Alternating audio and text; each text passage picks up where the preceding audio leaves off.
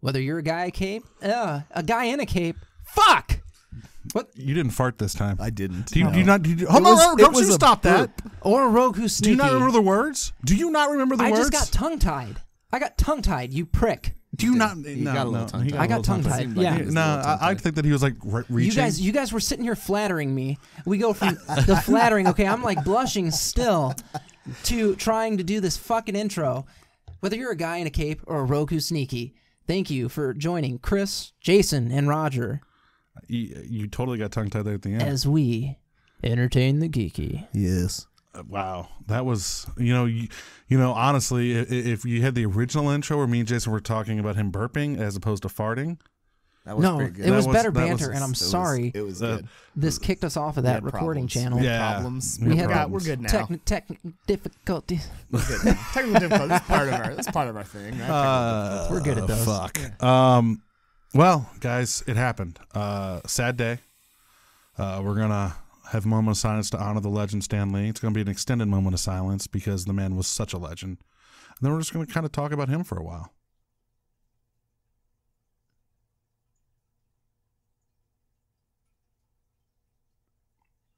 You'll be missed.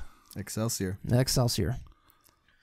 So, getting the news of that was one of those things that it made me start reflecting on the characters and stuff that I've enjoyed a lot. Oh yeah. And I mean, my favorite comic character's Spider-Man. Mm-hmm. And it's like, oh, that's like Stan Lee's crown jewel. It was Stan Lee's favorite comic character too. Yeah, I mean, he wrote it up until as it should be. I mean, he wrote, I don't know the exact dates. He wrote Spider-Man for a long time. Because he was still writing the comic strip for a while. In the newspaper strip. Yeah, for sure. Yeah, I mean, long time. Yeah, very long time. But it probably was as long as that newspaper strip has existed. Probably. You've been around longer than the Post-Dispatch, bro. How do you want to be that guy that's got to take over that strip now? You don't. I mean, I think they'll retire it. I think suck. You don't. I think you. In all reality, when Bill Watterson died, they retired Calvin Hobbes, and that's what you should do. Yeah. I mean, it's only appropriate at that point. Okay. Hey, Marvel, retire all your characters. Is what we're saying? No. No. The comic strip in the paper. Newspapers should retire Stan Lee's Spider-Man strip. I want to see nothing but Ghost Rider, Daredevil. That's it. No. I need my Spider-Man and my X-Men and my Captain my God, America. don't we though? I do. Yeah, I need Spider-Man in my life. We can still have Thor. Okay. I mean, that's cool. Yeah. Doesn't change the fact that we need Spider-Man. I mean, just both Stan Lee creations. Just have Thor. The Incredible Hulk. Incredible Hulk. Yeah. No, he's gone. Roger just killed. We're not Thanos, doing this. you prick. We're not doing this. We're gone. We're not getting rid of characters. He's gone. No, but you start kind of you reflect on that a little bit, and I was like, well, shit, that's like half the. Okay, there's only about 25% of me that's good, and. I don't even know if I'd go that high. That's debatable, right? But I mean, that's only because of characters like Spider-Man and stuff. And you start to look at that, and it's like, man, I'll look through the panels of a comic that, of a character that you created and take from that moral lessons. And you take these and you try to apply them to who you are. And you see these very profound things that these very profound characters do. And this man had a hand in making that, and in turn had a hand in making me. And it's so weird that somebody that you've never met, like I've never met the guy, I've never had a conversation with him, could have such a profound impact on my life and the lives of millions of people. Billions. I mean, I've said, many times that without comic books, I wouldn't be who I am. Right. I mean, we like you said, we learn lessons, and honestly, you're entertained. So you're not even really aware that you're learning to be a better person because you're reading about a hero and it's entertaining to you and you enjoy the fantasy of it. And then when you face moments in your life, you make decisions based on those things without even realizing that's what you're doing. And it's based on what you know, and that's what you know at that point. That's what you know, yeah. And it's fantastic. I mean, a credit to Stan Lee for creating so many of the characters, but again, a credit to him just for the things he did for the comic industry as a whole. Because it wouldn't be what it is without him. Well, he was one of the first people to stand up to the Comics Code Authority and say, no, stories should reflect life. Yeah. Well, the thing is, a lot of the stories that have been going around about Stan Lee on the news is like the one about him going to parties and not wanting to admit that he wrote comic books for a living. Right. Yeah. No, he said that. Like at parties, like, oh, I'm an author. I write children's books. Yeah. Now you look at comic book artists and authors, and I write fucking comics. Well, yeah, it's because back then we didn't realize that comics could be literature. I write graphic novels. We understand now that there's compelling comic stories that can be just as impactful on your life as a good movie you've seen or a good book you've read. It's just a different medium for storytelling. It is. And what we understand now is that it can be just as impactful as those other things. Well, and that's why he made the pen name Stan Lee, because he was saving his last name for his book. His book, exactly. His book that never came out. But I mean, it's so funny. Even I guess the best laid plans of mice and men. You know what I mean? Like Right. you might have planned it one way, but dude, you became the man, and Right. I mean Stan the man. Stan the Man Lee. So, I mean, it's interesting, and Stan Lee. A lot of negative things have been said about the man in the past. A lot of positive things, and one of the things you can truly honestly see is the relationship between who I think has gone both ways, Kevin Smith and himself. oh yeah, Because Mallrats, Kevin Smith's writing Daredevil, like him and Stan Lee are buddy, and then you go to Chasing Amy, it's Marvel can suck my cock, and da da da da da. He not a big fan of Stan Lee, and then towards the end, they're back to being buddies. Sure. Like I don't think he ever had any ill will towards Stan Lee. Yeah, I mean, in all reality, I think one of the best interviews I ever saw was Kevin Smith interviewing Stan Lee for Gods and Monsters. yeah, It's just a little DVD about comic books in the industry. Yeah, Stan always had that way of saying, I might not agree. You might not agree with what I've done. I might not agree with Marvel. I might not agree with the company. But you're a fan. I'm a fan. Let's talk like fans. Right. And that's something that creators don't necessarily do a lot of. Well, that's one of the things that fans get weird about. Are you a Marvel or a DC guy? And Stan Lee's like, I'm both. I wrote for both for a minute. Yeah, I mean But Stan Lee's always been the kind of person. Storytelling is storytelling. Yeah. No matter what company it comes from, no matter what author it comes from, no matter what book it comes from, storytelling is good storytelling, and mad respect he had for other people who told stories like him. Yeah. And it is amazing to see the man go from writing every day for 6 days a week to being in charge of Marvel to, I'm not going to say necessarily fortune, but fame that was unknown to him at that time. I mean, look at the late 80s, early 90s, when comics just exploded. The Marvel was on And TV. companies almost went bankrupt. Yeah, well, that's because, number one and the comic bust boom, but somehow Stan Lee still survived. Yeah. Marvel might not have. Marvel was almost gone. yeah. Marvel almost went bankrupt. I thought they did declare bankruptcy. No, No. they didn't. They almost did. Well, that's because they sold all their movie rights away. They sold the movie rights. That's how they saved their company. But Stan Lee was still Which Stan Lee. sucks, but hopefully we're about to get them all They're back. putting it back together. They're getting the band taking back time. together. It's a puzzle. They lost some of the pieces. They got to get them back. Yeah, whatever. No, it's really interesting, and like it's fun. Like we've not put out an episode in a minute, and it's really cool to get to do this episode and to reflect on a legend. I mean, the prize comic in my collection is Amazing Fantasy 15. It's Like, the for prize. real? You have that? Yeah. What? I've told you guys this. No, Would you have suck not. Your dick, dude. You have never once said I have Yeah, I Amazing did not Fantasy know you had 15. that. It's not in good shape. Who gives I a did shit? not- yeah, dude, I would kill somebody to have one that looked like shit. I hanging on my actually wall. asked Paul what I could get for it, and he offered me, I think, $8,000 for Yeah. it. Which is, I mean, not a lot, but still a lot for a comic that's missing most of its cover Yeah, that's dude. and missing some of the pages. Doesn't matter. Doesn't matter. We did not. This is the first. Yeah, neither of us had heard of this. Yeah, way to just drop the bombshell. I mean, I'm like, hey, I got a comic signed by Stan Lee somewhere, but you're like, yeah, I got Amazing Spider-Man, Amazing Fantasy 15. Yeah, dude. I got that. I have Yeah, a boner my dick's big. right now. My grandpa gave it to me.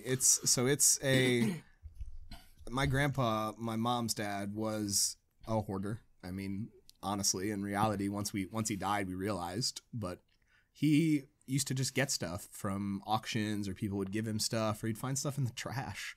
And he brought me a box of comics, and a couple of good things were in there. One was Amazing Fantasy 15, and one was the original printing of The Killing Joke that I still have and is Holy graded. fuck, I dude. had the original. I have the original printing of The Killing Joke. Yeah, mine. Yeah. I got a 9.6, I think. On I it. don't know. Mine came in that lot when we were looking at opening that store.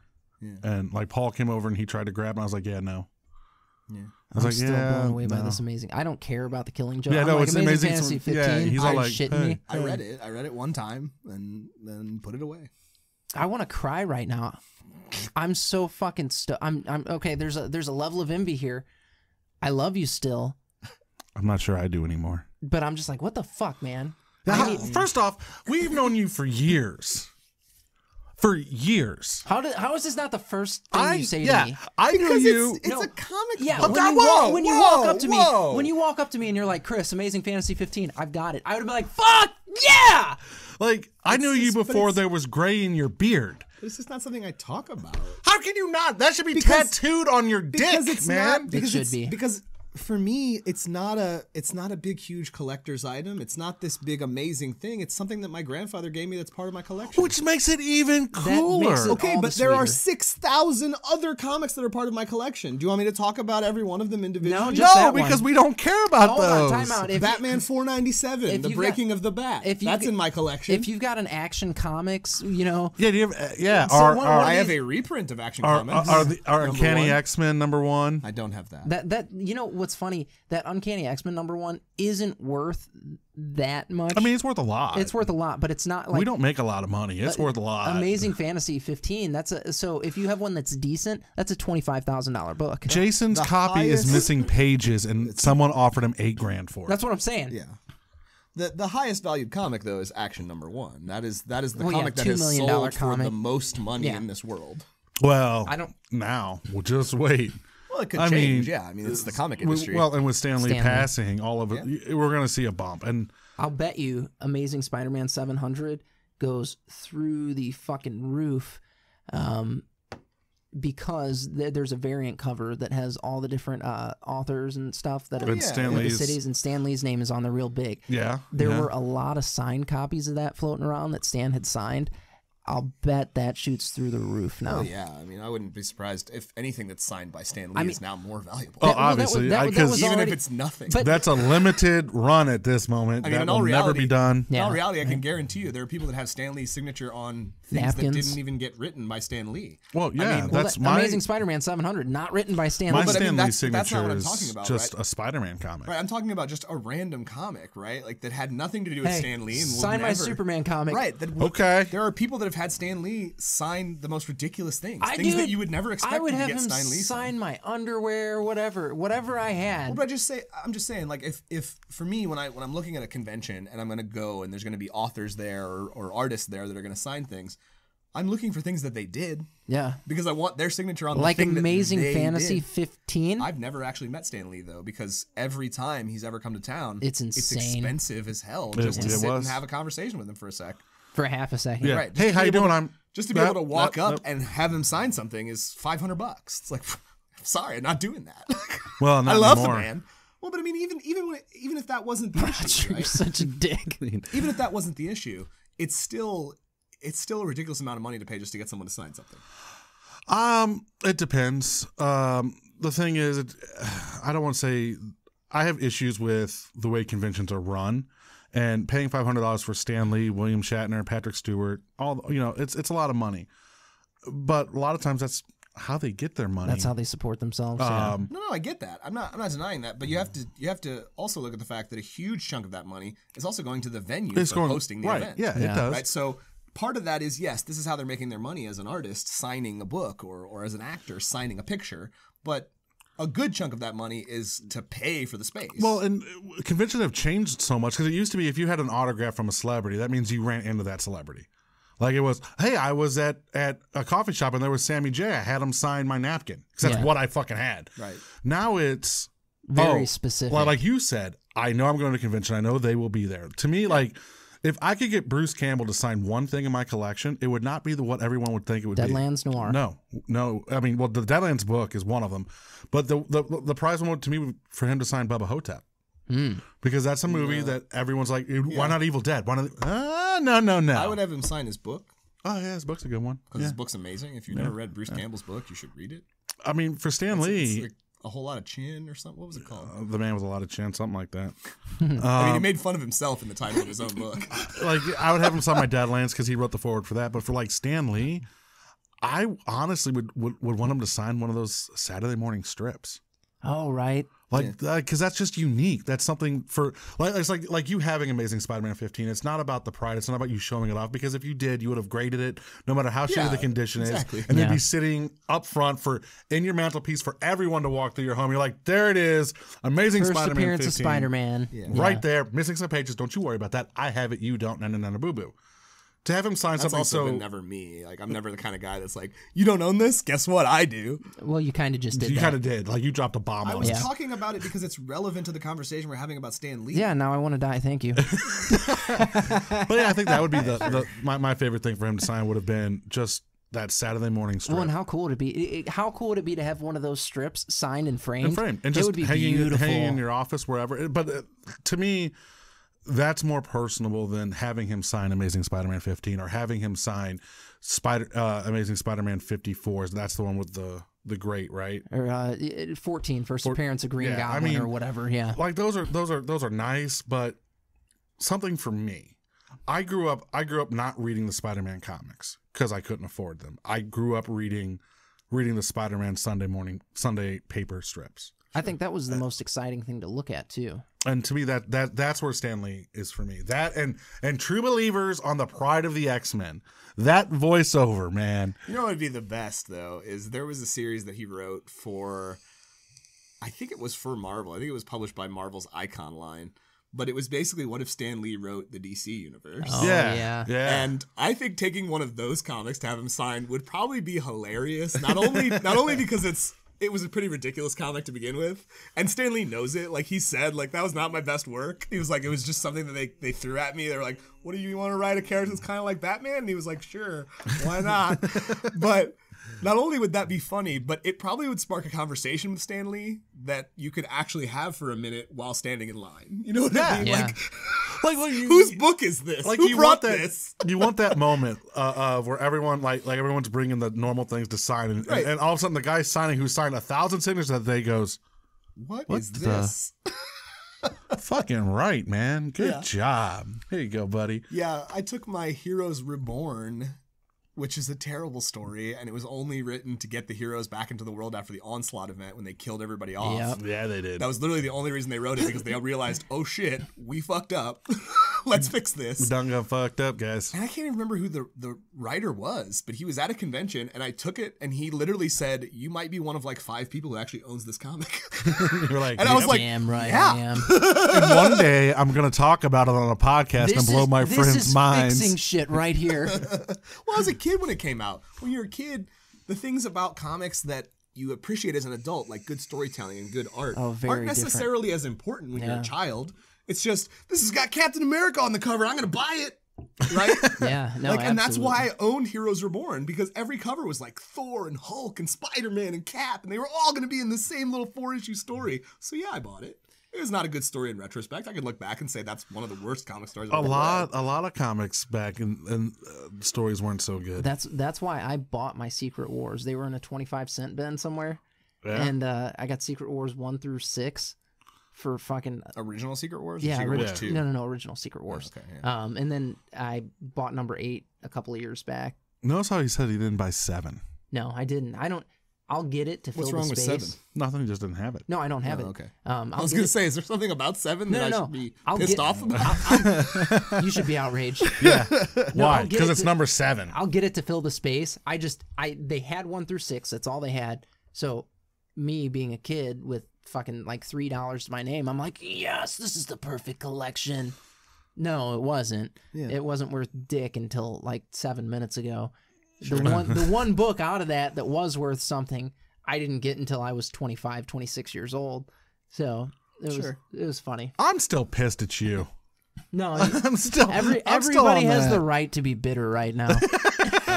But again, you guys were Fantasy Shop customers and Fantasy Shop employees. And you never told us. I had this conversation with many people at the store. Well, I brought it in and showed it to people in the store. Holy shit! Wait, you dude. brought it out into the open? All right, yes. The next time I come over, just let me put my eyes on it. It's not even at my house right now. It's at my mom's house. Well, in a I need to go to your box mom's. of comics. I need to go to your mom's. With all other comics. Jason's mom. I'm coming. Whoa. Not like that, Roger. I need to see this comic book. I'm coming over to go through Jason's shit that he left at your house so I can see Amazing Spider-Man. I just want to look at it. I just want to breathe the ink. Really? I just want to. Can I smell it? Can I Yeah, smell it? there's still a few comic boxes sitting in my mom's basement that I never moved out of there. And How do you leave that behind? because in all reality, it's not one that I ever take out of the box. It's not one that I ever take out of the Apparently- bag and board. Apparently, he took it out of the box, took it to the fancy shop, and showed everybody. One but day, not- and I was very uncomfortable with that. He's like, you guys want to? I'll Were come you on like? your- Were you I'll- like I'll a? join Were you the like podcast a? team? Were you Yeah. like a drug dealer at that point? You're like, hey, I got amazing Fantasy No, 15 I had just right talked here. about it with some people, and With they were a like, fucking "Man, we trench would coat. like to see that." And I was like, "I don't really like ever bringing it and having other people touching it, but I will bring it in. All right. But no one's allowed to touch it but me." Dear listeners, I want you to go down the Entertain the Geeky page, and I want you to find one of the pictures of Jason's character. It's the one with the trench coat and the fedora. I want you to picture him opening that trench coat and revealing Amazing Fantasy 15 with no cover. with no fucking. It has a cover. It's just got missing parts. A couple pages like kind of falling off the staples. There's there. fucking jizz and shit on it. For me, not him. That's not. and- No, I'm actually like we're giving you shit, but that is really cool, and I'm But it's fascinated. That's the awesome. only comic I own in my collection that is written By by Stan Stan Lee. Lee. I get that. Yeah. That's so special. That's like the only comic I have, because in all reality, the goofy little like, oh, Stan Lee writes DC, those were funny, but I didn't buy them. I read them, but I didn't buy them. I worked at a comic shop at the time. I could read something without buying it. yeah. Yeah, I was the opposite when I worked at that comic shop. I was could too. not read anything without buying That's it. what I did too. I think there were You guys- about 3 things that I read without buying. There were There were days years, I there were spent. whole years would go by, and every week I was reading like 30, 40 comics. Yeah, there were Yeah, I know, days you were when working up disgusting with there it. I was. that I spent more than I made. But it's because I wanted to have the ability to talk to people about things that I might not necessarily be interested in, but they are. Right? And in doing so, I actually found some comics that I really enjoyed. Like, I never would have read The Boys. That was never something that was on my radar, but it's one of the greatest comics ever written. This is why It's so good. This is why you're more than 25% good. You see, you were trying to relate to people. Yeah, Chris I is like, was. I hey, wanted to relate to you don't people. have You're long sweet. hair? Go fuck yourself. That's actually That is exactly actually that's how I yeah. go through life. I know these things. I wanted to take care of the people that relied on me to be the person that they came to and said, "How is this book?" I wanted to be that person that You're I could like say, fucking "I've Mother read Teresa." that book and let me talk." No, I'm not. I'm pretty sure you I are. just took my job seriously, and keeping up on the comic side of things was my job, because I'm a gamer, right? I enjoy D&D and I enjoy board games, but I enjoy comics more than anything. And John enjoyed board games. I didn't have to keep up on board games. John was playing all the board games. He loves board games. And the various other people that I were working with at the time also had their thing. Comics were just my thing. You're so fucking awesome. No, I'm not. Yes, You you, realize- are. I just had pride in my job. Do you realize his infatuation with you right now is simply because he thinks at one day in his life you will graciously show him Amazing Fantasy 15 right now. I'm gonna look at it with my Like eyes. that's really where all this flattery is coming in, and he's like, No. maybe if I tell Jason he's pretty, he'll show me the book. No. The flattering is coming from him being like, yeah, there's a bunch of shit that I didn't care about that I read just so I could be happy to other people. And I was like, what? You did things to be nice to people? What did you get out of it? I didn't get anything. You know what I got out of You hear it? this? I got out of it a tremendous amount of pride in being the guy that people wanted to ask the opinion of. And you still are. What are the other saints like? How many miracles did it take before you became a saint? What was All your right, first miracle? We're talking about Stan Lee. Let's not Which let's stop is- talking about this, please. You're the closest thing we He's get to probably Stanley a right saint now. too, yeah. You have a connection to Stanley none of us will ever have. Yeah, Amazing Fantasy 15. Oh my god. You know what? I'm gonna go on a limb here, and it's probably not the most popular opinion, but have you ever read Amazing Fantasy 15? Yeah, it's not No, that I've good. not. It's not a good It's comic. not a good I comic. haven't read it. No. I won't read it until I have it. In my The hand. You've never read like a reprint or anything The like that? only No, I've thing never read that the reprint. makes it good is the fact that it was the first appearance of Spider-Man, and Spider-Man went on to become such a fan favorite character. The comic itself is not a good comic. It's a Agree to stereotypical. disagree. It's just a stereotypical No, comic. okay, I mean, that's so- actually the best opinion. Right? Like, I have seen it on like in a film. Like I watched something where they did it with voiceovers, Yeah, but I've sure. not actually read it. Really, that surprises me because I've read it Yeah. a bunch. You know what's funny is I have a tiny copy of it that's this big that I've never read. Interesting. Yeah. I won't read it. Like I think honestly the best the best Stan Lee, like we're talking like I'm just starting with characters. I'm just going from the ground up. I think his best actual story arc or story was X-Men 1. Yeah. Like, because he hit the ground running in that comic. But even that comic, again, I think it's because we're looking at it from the perspective of today. Right. And in all reality, they just weren't what we have now. No. They never would have been in that era, right? Because comics were not taken seriously as a storytelling medium. But you saw with X-Men specifically, you saw a foothold of what it could be. I mean, you did have in issue 1, you had the leader in the wheelchair. Right. You also had the mutant hysteria, the pseudo racism that they kind of built into that story. And like it was the first issue. Yeah. You could see like even if you just take that issue out of what you know what X-Men is, and you just look at that issue, you see potential for a deeper story. Yeah, but again, even that first issue, it's still very bland. And I'm not saying that Stan Lee is a bad writer. What I'm saying is that the kind of stories that they could write at that time, it was the story of the day. Were very limited. Yeah, and that's fair. But I don't think Stan Lee. I'm going to say this, and this might get me punched by a couple of people. I don't think Stan Lee, if comics were like they were today, I don't think Stan Lee would be who he was. Well, no, he was the pioneer. Everyone has to be there's always a pioneer. Right. What I'm saying is I don't think he, God damn, I can't believe I say this. I don't think he would have the writing style / talent to compete with other writers in today's field. I think Stan Lee was right where he was meant to be at that right time. But you're not making a blanket statement. Stan Lee himself has said that. Okay. In interviews where he's like, no, writers today, they blow me away. Yeah, we're good then. Yeah, I'm good. Like Stan Lee understands that what comics are today could never be what comics were in the 60s when he started. Right. He pushed the envelope for his time. And I think that's kind of, I think what you're trying to say. He did. But, you know, one of the biggest things that the first time he stood up to the Comics Code Authority was when he wanted to tell the story of Harry Osborn as a drug addict. And Harry was not a villain yet in the story. He was Peter's friend. They were best buds. And they said, Stan, you cannot have the main character, one of your main characters of your story, be a drug addict. And Stan Lee said, "Fuck you. No, I'm going to print it. I'll just print it without your approval." Because the Comics Code Authority was basically like a rating system. Yeah. They were putting a stamp on it that said, this is safe for anybody to read.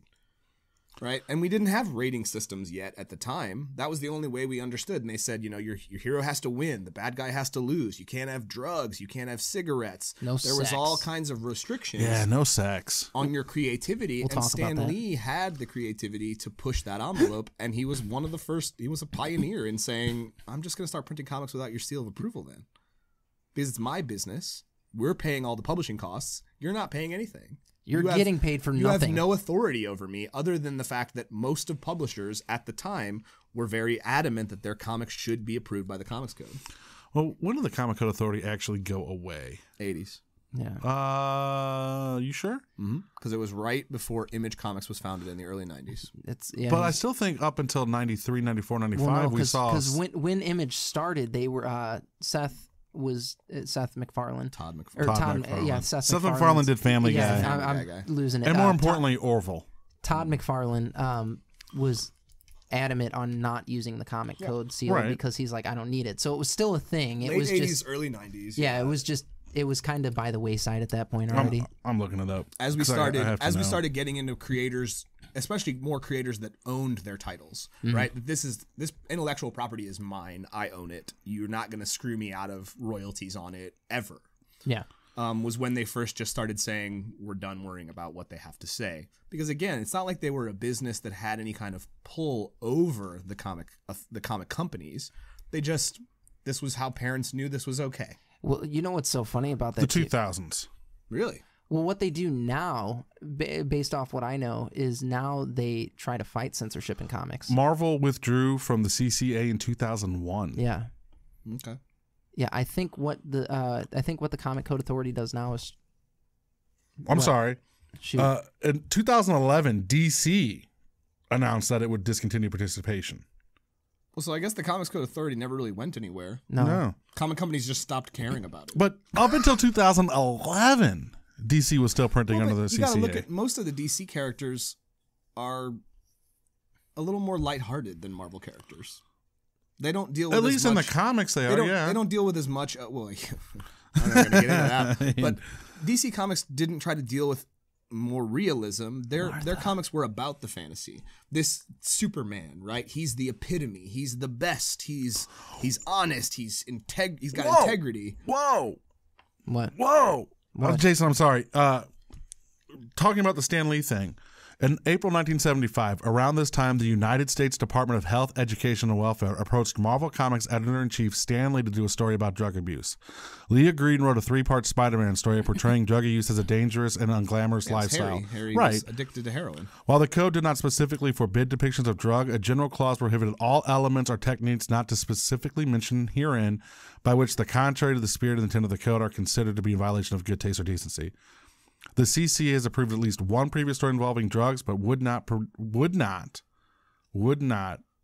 approve the Spider-Man stories. Yeah, and he did it anyway. Yeah. He said, "We've already printed them. We already wrote them. We're gonna sell them, regardless of what you want to say." Well, and he was doing it based on the government saying, "Hey, we need you to do us a favor. Well, right. We need you to do a salad." They wanted to do. I mean, they wanted to do an anti-drug story. Yeah. Yeah. I think heroin was an appropriate drug to fight. How Harry triumphs with Spider-Man's help over his drug problem. Yeah. I mean, guys, don't do heroin. Don't do heroin. Stan Lee would not want you to do heroin. No. Stan Lee would not want you to do heroin, but cocaine. But it's a great loss, not only for fans, but for everyone. It is. I mean, because in all reality, even if you've never read a Marvel comic in your life, you're aware of Stan Lee. You know who Stan Lee is. You've seen a movie that he's had a cameo in. Like I said, normally when I hop on Facebook after someone dies, I get really enraged by all these people. Like, oh my God, I love Star Trek's the best example. Whenever a Star Trek actor dies, oh my God, I loved fucking Leonard Nimoy. Bitch, you didn't care about Star Trek 3 weeks ago. You were telling me I was a nerd for liking Star Trek. Right.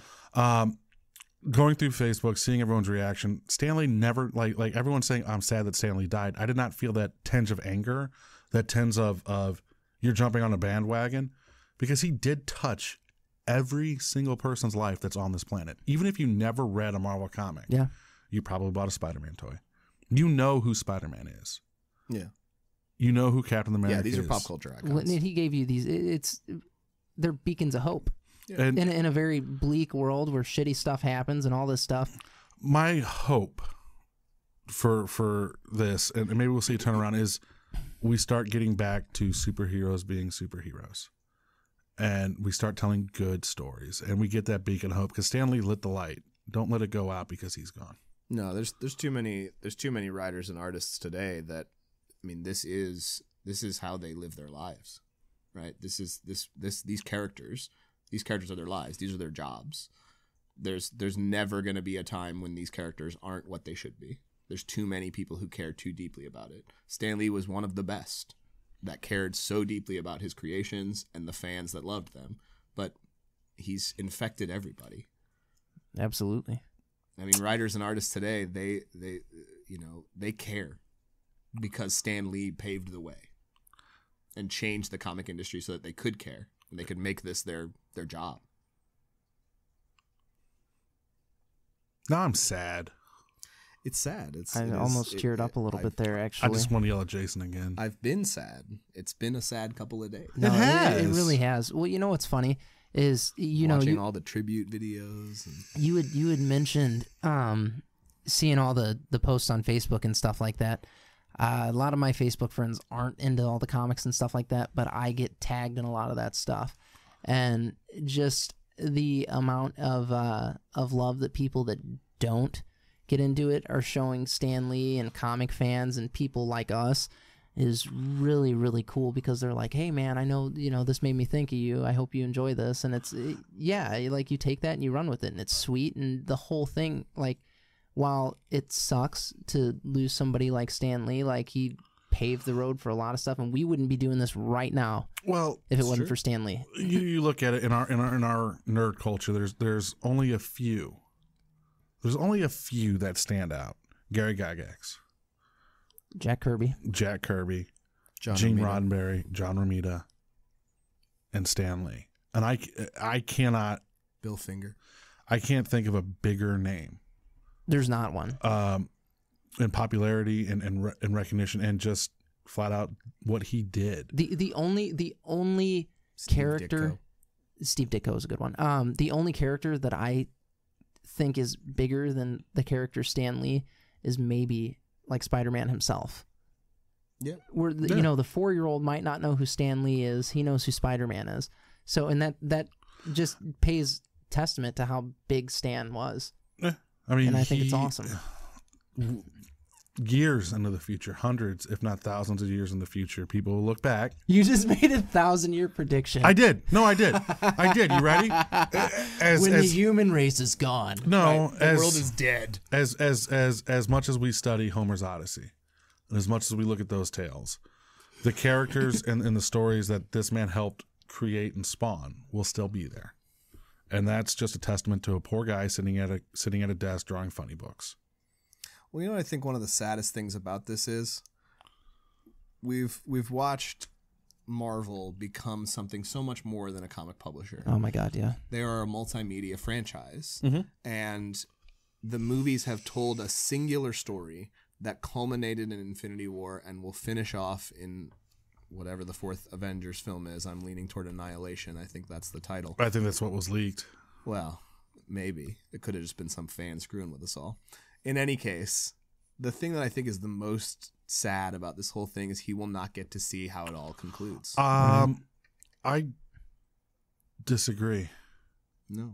I don't think that's the most sad thing. I actually think that Stan Lee saw Marvel grow beyond what he could ever, in his wildest imaginations, think it would become. These movies are never going to stop. Well, no, but we can look at the forthcoming Avengers film as a pseudo conclusion to at least Tony, Steve, and Bruce's story, and Thor. I guess. But who's to say he didn't get to see it? No, because it's not done. I mean, they're still in post production on that movie.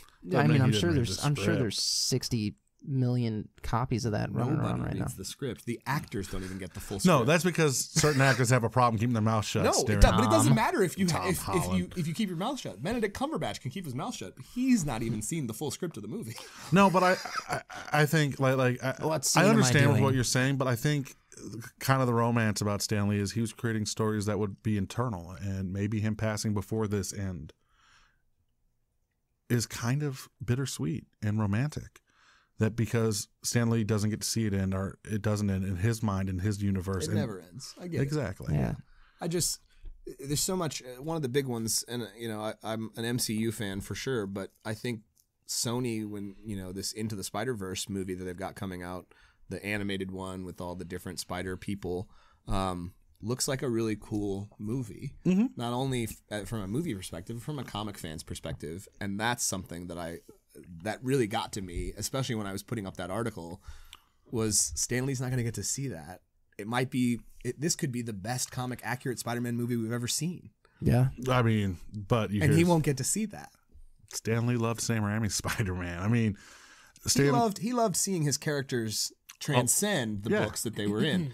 But in all reality, Spider-Man, the reason he can say that about pretty much probably even Amazing Spider-Man 2, which we can all pretty much agree is a terrible film. Or Spider-Man 3. But Stan Lee... You shut your face. But Stan Lee loved Spider-Man so much as, his favorite creation that it didn't matter that the movie was terrible. Stan Lee was just excited that Spider-Man was in a movie. And let's not forget, he did get to be in the best Spider-Man adaptation with the cartoon. So he's good. Yes, that's true. I mean, yeah, he did. He actually got to play himself in that cartoon. Yeah, he's good. Yeah. I mean, I don't think I'm not dead, but I don't think you can look at the end of your life. Clearly. You know what? If you're listening to this in the future and you found out Roger Wayne has died, we are sorry. But sorry for your loss. You can't say blanket statements like that, bro. You motherfucker. I'm not dead. You just ruined some asshole's day. It's going to crash on the way home. All right, Mother Jason. You went from being a saint to fucking killing off Roger Don't say things like that. Why are you saying something like that? At this moment, I am not dead.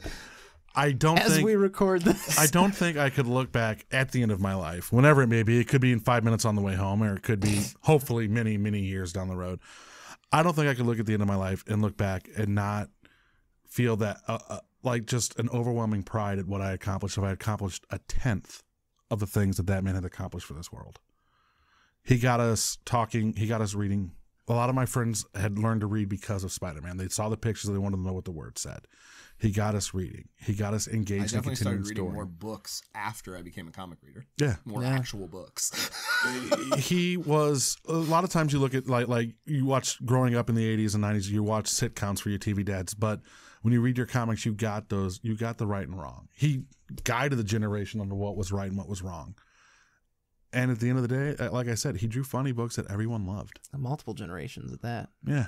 I've also, I mean, to yes, it is tragic and everything, but to make a little more light of, you know, the situation. Like we haven't been doing that all episode. Well, we kind of had a little sad note there, right? You know, but there's a couple of videos that have been popping up that I think are just fantastic, and one of them that I've seen a few times on Facebook since all this happened is when Jordan Peele was playing Stan Lee in a Key and Peele sketch. Okay.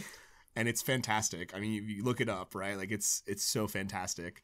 And he's basically comes to a meeting of the board of directors at Marvel and starts pitching terrible character ideas to them that he thinks are awesome. And he's Stan Lee, and they don't want to tell him, like, that's bad, Stan. We can't do that. And it's a really, really, not only is it really just a funny sketch, but it comes from a place of love. I mean, Jordan Peele is one of the biggest nerds working in Hollywood today. Well, also on a more personal note, taking away from him writing Spider-Man and creating these characters, Stan Lee lived a love life. Like, he was married with his wife for 79 years before 76 before she passed. Yeah, She also got in a couple of cameos. Yeah, she was not like his personal life. He lived a life a lot of us just. You can only hope for. Right. Yeah. You take the money and the fame away. Yeah, you have your sweetheart. He had his, that one person. Right there through thick and thin. I can't. I mean, she was in the X-Men: The Last Stand cameo for him, or no, X-Men Apocalypse. that was a bad movie. It's not a terrible movie. That is a bad movie. It's not a great movie. That's all right. We don't need to talk about that. Point is, there's a moment where Apocalypse is deactivating all the nuclear weapons on the planet, right? Right. But the first thing he does is fire them all off into space, and from a normal person's perspective, you would think, oh my God, this is the end of the world now, right? Look at all the nuclear bombs. We're all going to die. And Stan Lee is standing there with, you know, his movie wife, who is actually played by his actual wife. Yeah. Watching the nuclear, and you can see them reflecting in his sunglasses, because he always wore those sunglasses. Because he's fucking awesome. Because he's Stan the Man Lee. I'm debating buying some glasses like that just so I can be more like Stan He Lee. bought one pair of those glasses in 1967 and just wore them the entire time. He's like, yeah, these look good. Yep, I'm in. I guess best way to end it is something we haven't talked about. What was your favorite Stan Lee cameo? Wow, that's there's a lot of them. I That's know a what mine pretty is, loaded question. hands down. Mine's probably Deadpool. Seeing him in the strip club? Damn it, you stole mine. I mean, in all reality, that was not only was that one of my favorites because it's hilarious to see Stan Lee announcing the next stripper that's going to come on stage. Yes. But after he filmed that, he was being interviewed about his cameo, and he said, they actually put me in a strip club. There was actually naked women walking around. I was just like, this guy's the best, man. Like. So I guess Deadpool. Well, Deadpool was mine, but since this motherfucker over here hold that shit, you waited too long. I actually really like the "Shut Up, Stan Lee" in Deadpool 2. Love it. It was beautiful. Yeah. Mallrats. Oh my God, his Mallrats cameo, the life advice that he gives in it. Like, well, the best is that Jason Lee doesn't realize it at first. Right, he's like, all of a sudden he's goes, like, holy shit, Stan Lee, you're nice Stan to meet you. Lee. You know, yeah, and that moment, like just hearing him, like hearing him give his love life, and then at the end, walking up to Brody, going, "Yeah, so I just spun a tale of Spider-Man. It's awesome." And you see Stan Lee talking about, like it summed up Stan Lee perfectly to me. It was love your life, love your wife, love your work, and in that cameo, he showed all three. Yeah. Now, anybody know what his first comic property cameo was? Which one? No. Trial of the Incredible Hulk. With Interesting. Oh, the TV movie. He was on the jury. Was he? Mm-hmm. That's funny. Didn't that have Matt Murdock in it? No, that was the movie after it. Oh, okay. The movie after it had Thor and Daredevil in it. Yeah, that was a really bad costume. It was. It was so bad. Was it Thor just Captain looked- America in it Thor too? just looked like a bad Viking. Oh my God, did he? Isn't that the one with Cap in a No, fucking motorcycle? no, that's that- actually a That's movie. actually a movie that they God. made. There's two of Okay. them. Yeah. There's two of those Okay. movies. There's Captain America and Return of Turn to Captain Captain America. Yeah, there's two of them. And Red Skull looks like a bad That movie, you know what? styrofoam made costume. There with were the red moments where spray we paint. didn't know if Marvel was going to make it, Nerds. and that right there. Guys, if you wanna watch a movie that acts as birth control, like you don't want to get laid, fucking turn that shit on when that lady comes over and The best is just someone talking about that Captain America movie. In that movie, I think it was like an Honest trailer I was watching, but in that movie, Captain America actually tricks people into letting him steal their cars by pretending to be sick. And he like gets out of the car like he's gonna throw up, and then when the person comes out to check on him, he just like steals their car and drives away. I'm true serious. justice in the American I'm way. serious. He does it twice in the same movie. Who the fuck wrote that? I don't know. Roger It's Corman, terrible. wasn't it? No, I don't know. I wanna no, he know- did Fantastic Four. I want to Yeah, know he who did the that fuck terrible signed Fantastic off on Four. that. Marvel. No, so you're sitting there, okay? No, This comes no. across your desk. Also- Captain America steals car. Okay, yeah. Also, he has fake ears. Yeah. So they did this thing with the head thing that he wears, Yep. where instead of just covering up his ears, which why wouldn't you? Yeah. Or cutting the mask to have his actual ears exposed, they decided to put fake, very obviously fake plastic ears on the outside of It him. was better. It was a different time. They didn't know how to make comic book movies. All it was the better to hear you. well with my before dear. Teenage Mutant Ninja Turtles came out in theaters. These movies were not the Those best. Captain America movies never debuted in theaters. No, but we're They talking were about straight to video. But they They came were out straight to before. shit show. Before. I think the worst. Okay, here we go. Real quickly, round table. This will be the last one. Worst Marvel property outside of comics, like talking about the Captain America movies. What is the worst thing Marvel has done outside of comics? Fantastic Four, Which one? the first one. With Roger Cormack or Although- the? I mean, Although to be fair, the most recent one was pretty terrible too. But no, because that movie, they only made that movie to hold on to the rights, yes, they did. and it never saw the light of day. It never even got a release. It's out on YouTube. It's in the YouTube. But no, like lands. they were copies of it, but they never put them in stores. They never sold that ever. Right. And the only reason it exists today is because of fans who have put it together online and pieced it all together and are saying, "Here's your Fantastic Four It's movie." not good. Fans are brilliant. Chris? So, okay, years ago, this is right after the Disney buyout happened. Right, if you take my idea, I'm gonna stab you. I went into a Toys R Us. That was still a thing. And It's coming back. it's supposed not. to. So I go into a Toys R Us, and there is a Mickey Mouse Spider-Man. And I was so fucking pissed off by this. I cannot even begin to express my frustration. I took a picture of it, and I was like, Disney needs to fucking stop. I wanted Disney to shut down at that point. I was so fucking, I was distraught. That was the biggest piece of shit outside of comics that I think I've seen. I'm gonna cheat. I got two, but they're both tied into each other. One, Dolph Lundgren Punisher movie. Ugh. It was bad. Two, It was a good 80s action movie. it was a good bad action movie. It was a bad Punisher Punisher movie. Two, the one that actually was the worst. Nick Fury, Agent of S.H.I.E.L.D. with David Freaking Hasselhoff. Hasselhoff Hasselhoff. playing right. Fury. Yes. David Hasselhoff is a good Nick Fury, though. No, he's not. Fuck out of here. No, he's Look not. at him. He Look ain't got at him. nothing on Samuel L. Jackson. No, I mean, motherfucker. Yeah, no, if they allowed Hasselhoff to actually go off like Sammy J does in these movies, maybe. I think. See, I think he First has. of all, he's never uttered the phrase "motherfucker" I because understand. it's Disney, and he never will He because it's Disney. he said mother Before he it got doesn't matter. powdered. We knew what he was gonna say, fucker. but it doesn't matter. You can't. They won't ever let him say that on screen because this is Disney. We're talking about here, guys. You know, fuck you for not letting him finish the sentence, you cocks. I Did will say anybody this. else see No, that- hold on, that- real quick. We give the mouse a lot of shit, but the mouse produced NYPD Blue, and that was the first TV show on network TV to drop the S bomb and have nutity on network television. So Yeah. Disney will. Mostly it was just Dennis It Franz's was Dennis big Franz's hairy ass. Just But every now and again you got some like side boob, you know. God, you remember Side seeing boob. side boob on TV when I you know. were a kid? What are you How talking about? It stoked blew you my got? mind. I still get excited when I see side boob. I'm like, hey, it's side boob. You know what's on the other side of that boob? More boob. My wife though, she showed me something last night, and it was Let's talk about this. Slow it down. it is was hot. literally it was literally a picture of someone who had made Stan Lee look like he had turned to dust. I saw Infinity that. War, and I didn't react to it because I was not having the greatest night, but it didn't matter. The point was, she thought it was too soon, and in all reality, it probably was because he just died.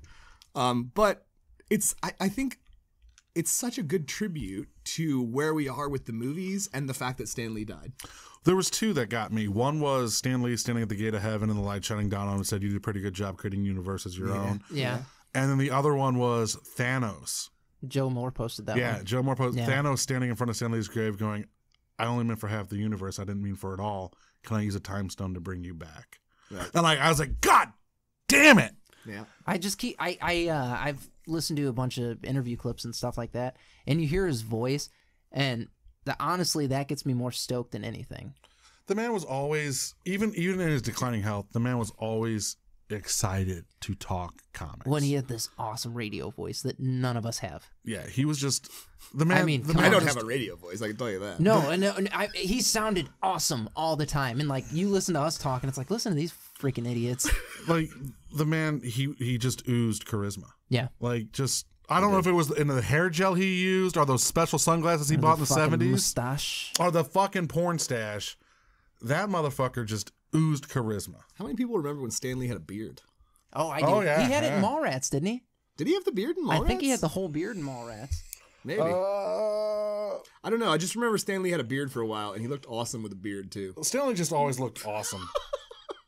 I posted that little small snippet from that cutscene in Spider-Man, the Spider-Man video game, Yeah. where I he saw got that. where he got his cameo. He got a cameo in the video game. Yeah. Yeah, As, he had the full beard in Mallrats. okay. I thought so. As Mick, the guy who owns the restaurant that Spider-Man or Peter and Mary Jane used to go on dates. Yeah. And it's just such a good moment because what I tagged it with was they really were, because in that he just says, "It's great to see you back together again. You two always were my favorites." Aw. And I was like, this sums it up more than anything, because Spider-Man, he always said Spider-Man was one of his greatest creations. Yeah. This is one of the greatest things he gave to the world, was this little kid with spider powers.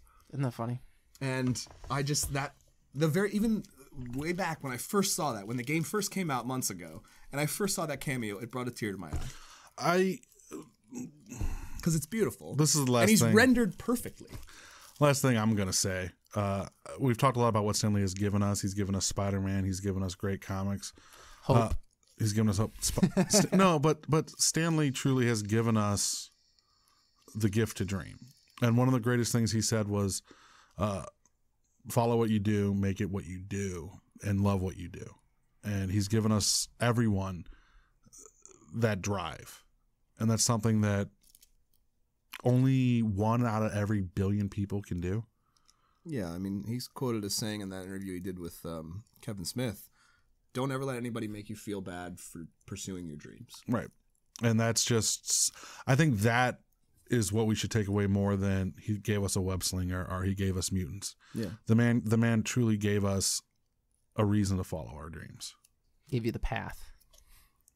Yeah, I mean, reaching higher. Don't let people make you feel bad because you dream.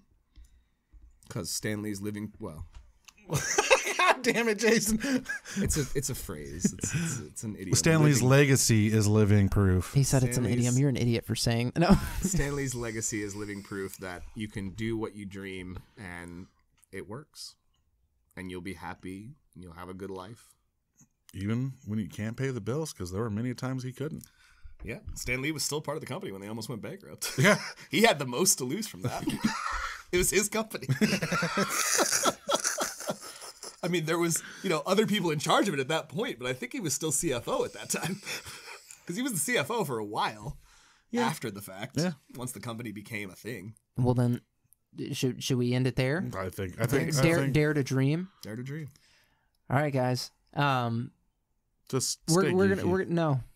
we're gonna sign it off right for Stan. Excelsior. Excelsior. Bye, true believers.